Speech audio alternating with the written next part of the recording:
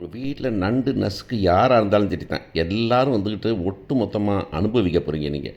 எல்லாம் வந்துக்கிட்டு நிம்மதியா இருக்க மாட்டீங்க. நிம்மதியா இருக்க விட மாட்டேன். நான் எல்லாத்தையும் போலீஸ் ஸ்டேஷனு, கோர்ட்டு அப்படின்னு அலைய விட்டுருவேன் நானு. அப்படின்னு ஒரு பெரிய ஒரு சபதத்தையே போட்டுட்டு போறாங்க பாக்கியம் அப்படிங்கிறது தான் இன்னைக்கு.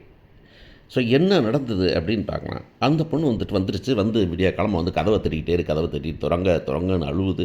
இங்க யாரும் பண்ண முடியாது. நீங்க பேசாம கம்முன்னு இருங்க. யாரும் மனசு இறங்கிறாதீங்கன்னு கோமதி வேற சொல்றாங்க. கோமதி வந்துகிட்டு வீட்டுக்காரர் ஒரு வேளை மனசு இறங்கிருவாரோ, இல்ல பையன் இறங்கிருவானோ அப்படிங்கிறதுல, யாரும் மனசு இறங்கிறாதீங்க. அவ அப்படிதான் கத்திக்கிட்டு இருப்பா. கத்திட்டு கிடக்கட்டும் அப்படின்னு சொல்லிட்டு ஒரு ஃபோன போடுறாங்க. ஃபோன போட்டு பாக்கியத்திட்ட பாக்கியம் எந்திரிக்கிறாங்க.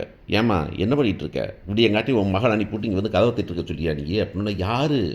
"யாருன்னா மயிலு தான்." "இந்த மயிலா?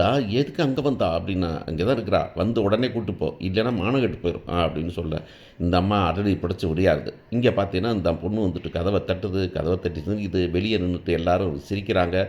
சக்திவேல் வந்துட்டு சொல்றாரு, "என்னது என்னமோ பெருசா நான் பார்த்து கல்யாணம் முடிச்சு வைக்கிறேன். நான் பார்த்த பொண்ணு" அப்படின்னு ஒசர தூக்க வச்சுக்கிட்டு இருந்தாங்க. இப்போ கடைசியில என்னடானாக்கா, நடு ரோட்ல அந்த பிள்ளை கூப்பாடு போட்டுக்கிட்டு இருக்குது அப்படின்னாக்கா, அவங்க அம்மா சொல்றாங்க, "ஏய் பேசாம இருடா சக்தி. ஏன்டா உனக்கு என்னடா பிரச்சனை? போடா உள்ளார போடா" அப்படின்னு. "எதுக்கும்மா உள்ளார போணும்? மானம் போகுது. போகட்டும் போகட்டும். அவன் மானம் போகும்ல. அவன் பண்ண தனியாத்துக்கெல்லாம் நடக்கும்ல" அப்படின்னு இவர் சொல்ல, "உடனே போடா உள்ளார" அப்படின்னு சொல்றாங்க. அப்புறம் உடனே குமார் நிற்கிறான். குமார் அவங்க அம்மா சொல்றாங்க, "போ இப்போ என்ன நடக்குமா? என்ன நடக்கும்? வீட்டுக்குள்ள விடுவாங்களா?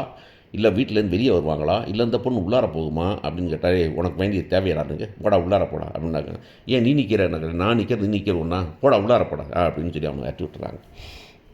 விட்டுட்டா இந்த பொண்ணு வந்து கத்துது, கதறுது, "அத்தை" அப்படின்னு சொல்லிட்டு, "ஏம்மா பார்த்துங்க அவளை விட்டுறப்படாதுங்க. வீட்டை விட்டோம்னு வச்சுங்களேன், தலையணைய தூக்கி வச்சு மூஞ்சில வச்சு அமுக்கி கொன்னுடுவா அவள்லாம். இவ சாதாரணப்பட்ட ஆள் இல்ல" அப்படின்னு. "ஐயோ அத்தைங்குது." "அது மட்டும் இல்லைங்க, சோத்துல விஷம் வச்சு கொன்னுட்டு இந்த வீட்டை அவளே எடுத்துக்குவான் பாப்பா. சொத்தை பிடிச்சிக்கலாம் பாப்பா" அப்படின்னா, "அத்தை நான் அப்படிலாம் கிடையாது அத்தை" அப்படின்னு அந்த பிள்ளை எங்கே போகுது. "ஏய் பேசாம போடி கிளம்புடி" அப்படின்னு சொல்கிறாங்க. கேட்க மாட்டேங்குது. உடனே இவன் வந்துட்டு இப்போ இந்த அம்மா வருது. இந்த அம்மா வந்து யார், பாக்கியம் வீட்டுக்காரர் வந்துடுறாங்க. வந்தோடனே பாக்கியம் வீட்டுக்கு பாக்கியம் வந்துட்டு கதவை டம்மு டம்மு டம்மு டம்மு தட்டுது. "ஏய் என்ன நீ நின்றுட்டியே, உள்ளார உட்காந்துருக்கீங்களா எல்லாரும்? என் மகளை வெளியே தட்ட விட்டு நீங்கள் உள்ளார உட்காந்துருக்கீங்களா எல்லாம்? ரொம்ப உறக்கையாக இருக்குதா உங்களுக்கு? வெளியே வந்து திறந்து பேச மாட்டீங்களா? நீங்களாம் ஒரு பெரிய மனுஷரா நீங்கள்? நாசமாக போயிடுவீங்க. நல்லா இருப்பீங்களா நீங்கள்?" அப்படின்னு இந்த மாதிரி இதுனாக்கா உடனே கடுப்பாகி சரவணன் கிளம்புறான். சரவணன் நிறுத்துற, போடாதடா, எங்கடா போகிறேன் நிறுத்திடுறாங்க. அவர் வந்துட்டார். அவர் கிளம்புறாரு. அவரையும் போகாதீங்க அப்படின்னு இந்த அம்மா நிறுத்துது. "நான் பார்த்துக்கிறேன், நீ பேசாமல் இருங்க. நீங்கள் யாரும் பேசாதீங்க, நான் பார்த்துக்கிறேன்" அப்படின்னு சொல்லுது. கொஞ்ச நேரத்தில் சரவணன் வேறு வழியே இல்லாமல் வெளியே வந்துடும். வெளியே வந்து வந்து அந்த பார்க்குறான். பார்த்தாக்கா அந்த மனுஷன் வேறு. "என்னடா மனுஷன் பேசுகிறீங்க?" அந்த அந்த அந்த மனுஷன் பேசுனா ரொம்ப அசிங்கம். "ஏன்னா என்ன உள்ளார வச்சுட்டு உள்ளார இருந்துக்கிட்டு ரொம்ப தைரியமாக பேசுகிறீங்களா நீங்கள்? என் மகளை இதுதான் கட்டி கொடுத்தோமா நாங்கள்? உள்ளார உட்காந்துட்டு என் மகளை வந்து கேவலப்படுத்துவீங்களா நீங்கள்?" அப்படின்னு சொந்தம் போகிறாரு.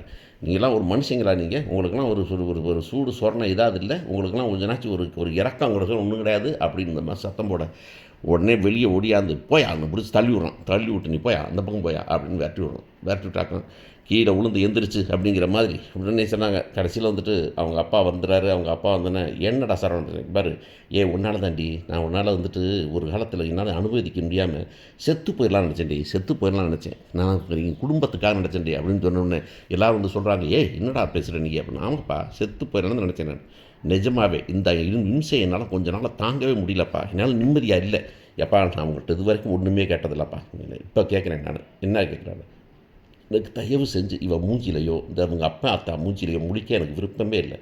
இனிமேல் என்னால் சேர்ந்து வாழவும் முடியாது. அதனால் எனக்கு நான் இது வரைக்கும் உங்கள்கிட்ட ஒன்றுமே கேட்டதில்லை. இன்னும் கேட்குறேன் நான். எனக்கு ஒரு டைவர்ஸ் வாங்கி கொடுத்துருங்க" அப்படின்னொன்னே, "என்னது டைவர்ஸா?" அப்படின்னு எல்லாரும் ஷாக் ஆகுறாங்க. ஷாக் ஆனாக்கா அந்த அம்மா சொன்னது, "டைவர்ஸா? என்னது?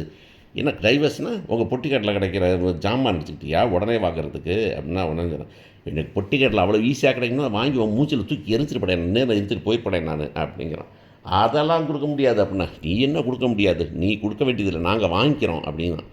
"வாடா அண்ணே, வாண்ணே போலீஸ் ஸ்டேஷன் போகலாமே." "போகட்டும்ண்ணே." போய் இவ வந்த தொடக்கத்துலேருந்து இந்த சுயவரத்துலேருந்து ஆரம்பித்து என்னென்ன பொய் சொன்னாங்க, எது எது சமாச்சாரம் அப்படிங்கிறதெல்லாம் சொல்லலாம் இப்போ என்ன. உடனே இந்த அம்மா டக்குன்னு பயந்துருது. "என்னது போலீஸ் ஸ்டேஷனா? எதுக்குப்பா? நமக்குள்ளே பேசி தீர்த்துக்கலாம். வாங்க உள்ளார போய் பேசலாம்" அப்படின்னாங்க. "உள்ளாரையா? உள்ளார வந்தால் காலை விட்டு போயிடுவேன்" அப்படின்னு கோமதி சொல்லிடுறாங்க. உள்ளார வந்து எட்டி பார்க்குறவங்களோட இருக்க முடியாது நீ. அதெல்லாம் பண்ண முடியாது" அப்படின்னு. உடனே அந்த அம்மா இவன் சொல்கிறான், "எப்பா எனக்கு என்ன தெரியாதுப்பா."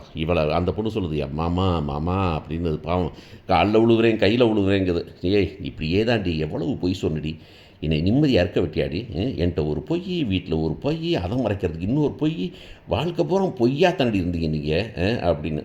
அவர் ஒரு தடவை சொல்கிறாரு, "ஏப்பா என்ன இதெல்லாம் மானம் எப்சில் இருந்துக்கியா?" அப்படின்னு. "என்ன மானமா உனக்கா? ஏன் மானமா உனக்கு? ஏன் கடையில் காசு எடுத்துப்பியா, அதுக்கு முன்னாடியே மானம் வந்திருக்கணும் உனக்கு?" அப்படின்னு சொல்லும்போது அந்த ஆள் கபக்குன்னு அப்படின்ற அமைக்க போயிடாரு. இன்னும் கொஞ்சம் பேசுவாங்கன்னு பார்த்தா, இன்னும் இந்த நகையை பற்றி பேச மாட்டேங்கிறாங்க, ஏன்னு தெரியல, அதுபோல் பெண்டிங்கில் வச்சுருக்கிறாங்க அப்படிங்கிறது தான் விஷயம். ஏன் இந்த நகையை பற்றி பேச்சே வர மாட்டேங்குது அப்படின்னு.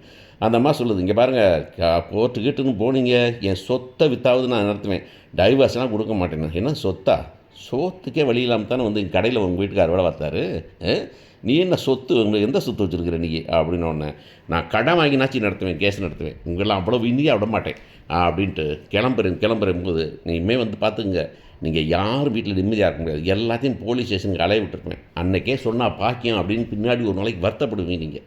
பாக்கியம் நான் யார் நினச்சிக்கிட்டு இருக்கேன், சொன்னதை செய்வேன் நான், உங்களை நிம்மதியாக விட மாட்டேன்." அப்படின்ட்டு போயிட்டாங்க. என்ன பண்ண போகிறாங்க?